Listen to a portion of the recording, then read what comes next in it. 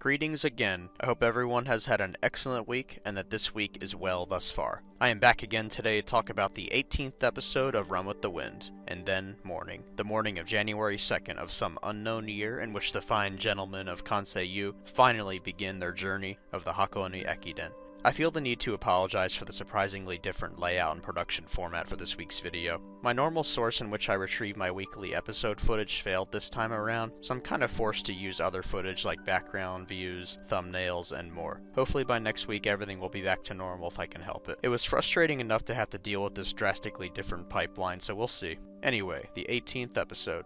This episode breaks down the events that lead up to one of the biggest events of a lifetime for Kakeru, Haiji, Prince, and the rest of the gang. Very exciting for sure. Fujioka has a very nice talk with Kakeru and Musa about the real meaning of competition, and even talked a little bit about his past as Haiji's former teammate in high school. It hints to us of Haiji's mysterious knee injury, which has been haunting him all year. Ironically enough, Haiji spends most of the same day's time at a hospital speaking to a surgery consultant in regards to his injury. As a runner, one of the most awful things to happen to us is to take an arrow to the knee. It's one of the most important structures in a runner's body, and it is obviously painful. I still stand curious as to how Haiji will cope with this issue during the Ekiden in just a few weeks. One of the big preparations that I thought was a really cool idea was a local road race. It isn't actually a full marathon, but it gives the guys an idea of how urban running races feel. I have run countless road races in Charlotte, and it is so much fun. Running isn't all that popular of a sport in the United States compared to baseball and football, but when you have hundreds of people cheering for you on the side of a busy street in the middle of the city while you're going super fast, it gives you that feeling that you are in the most important sporting event in the world.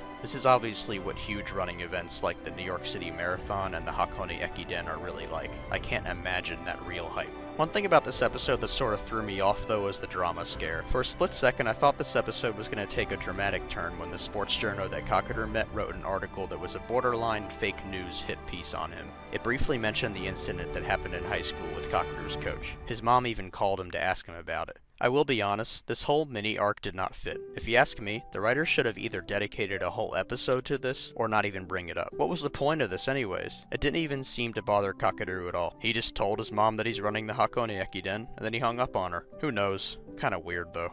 Just like in many good sports movies like Rocky or I, Tonya, a good montage always seals the deal. This next section has so much life to it. The guys are seen working hard, playing hard, and praying hard as they physically and mentally prepare for the Ekiden as well as enjoy the holiday season of Christmas and New Year's together before the storm. As someone who fancies himself as one of the coaches, Haiji has meticulously chosen the order for the guys. Prince, Musa, Jota, Joji, Shindo, Yuki, Nico, King, Kakeru, and himself. This is the group that has beaten impossible odds. This is the group that has worked harder than anyone between Tokyo and Hakone.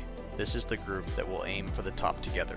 On one of the coldest mornings of some unknown year, Kakeru prepares and embraces Prince as he sets off on his journey as the starting leg for the great race from Tokyo to Hakone and back. Who would have known 17 episodes ago that this would be reality for these guys? We all know that with the right mind, anything is possible. There's bound to be incredible memories made in these hours. Obviously, there is some concern that Shindo is seen looking pretty ill due to what could possibly be a cold, but something is bound to work out for these guys. Luck has been on their side for almost a year now. So yeah, let the race begin in next Tuesday's episode, The Moment of Release. I guess if there's one lesson that I've learned from this week's episode, it's how to adapt in a heartbeat. Anything that can change, anything that doesn't go your way can either make or break you. When Kakeru saw the article in the newspaper attempting to shame him, he didn't give a fuck. He didn't let it bother him. When I found out that I couldn't get a hold of episode 18 to use as B-roll for this video, I didn't give a fuck. I just got right to work. Don't forget to be malleable, everyone. Don't be too rigid or you'll break. Stay strong but prepared. Adapt. Once again, if you like my videos and like what I talk about, please be sure to like and to subscribe to the content of Queen City Otaku. You can follow me on Twitter at RealCLTOtaku to listen to more of what I say and to see more of what I do. I hope all of you good people have an excellent weekend, and I will talk to you guys next time.